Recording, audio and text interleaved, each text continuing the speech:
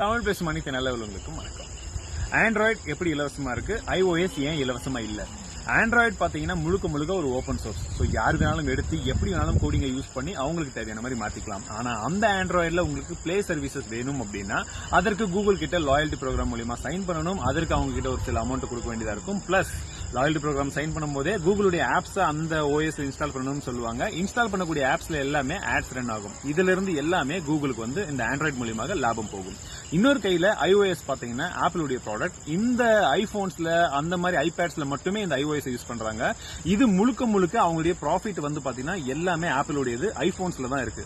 2/3 அப்படின்னு சொல்லக்கூடிய அளவுல அவங்க ப்ராஃபிட் இருக்கு.